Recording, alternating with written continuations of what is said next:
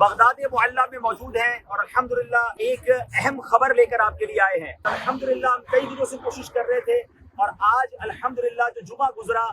فلسطین میں FGRF کی طرف سے وہاں امدادی کام شروع ہو چکا ہے۔ ہمارے الحمدللہ کانٹیکٹ اسٹیبلش ہو چکے ہیں۔ اللہ کی رحمت سے دعوت اسلامی کی ملاوی FGRF کی ٹیم نے، ترکیہ کی FGRF کی ٹیم نے، UK کی FGRF ٹیم نے ایک بہت زبردست کوشش کی اور الحمدللہ اب امدادی کام شروع ہو گیا ہے۔ لیکن آپ سمجھتے ہیں کہ وہاں پر سامان پہنچایا نہیں جا سکتا، تو موجود FGRF کے اور اس کے ساتھ جو ہمارا اسٹیبلش جن کے ساتھ تعلق ہوا ہے ان کے تعاون سے جو غزہ میں لوگ موجود ہیں انہوں نے کچھ امدادی کام شروع کر دیا ہے، لیکن وہاں پر بہت بڑی امداد کی حاجت ہے اور ہم کوشش کر رہے ہیں کہ ہماری UK سے اور افریقہ سے ٹیمیں بھی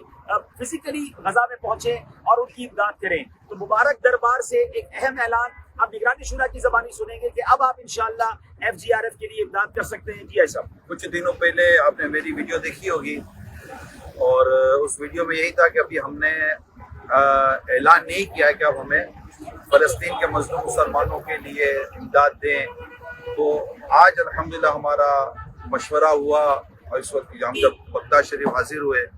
اور گوشت پاک کا کرم ہو گیا کہ ہمارے لیے راستے کھلتے اب نظر آ رہے ہیں اور جو کوششیں ہو رہی ہیں وہ انشاءاللہ ویڈیوز پر دیکھیں گے۔ تو اب اپنے خزانوں کے منہ کھولیں اور غزہ اور فلسطین کے مظلوم مسلمانوں کے لیے اب ہم نے کھل کر ان کی مدد کرنی ہے انشاءاللہ۔ خزانوں کے منہ کھولیں اور اپنی جو بھی آپ مالی تعاون کرنا چاہتے ہیں آپ FGRF جو دعوت اسلامی کا شعبہ ہے اس کے ذریعے انشاءاللہ تعالیٰ ہم کوشش شروع کر دیں گے انشاءاللہ اس ویڈیو پر بھی اور انشاءاللہ آپ سوشل میڈیا کی پوسٹ پر بھی آپ FGRF کے اکاؤنٹ نمبرز دیکھیں گے۔ آپ زکوٰۃ میں بھی دے سکتے ہیں اور آپ نفلی عطیات بھی دے سکتے ہیں۔ تو انشاءاللہ امید کریں گے، دنیا بھر کے ناظرین ہم سے پوچھ رہے تھے کہ کب آپ یہ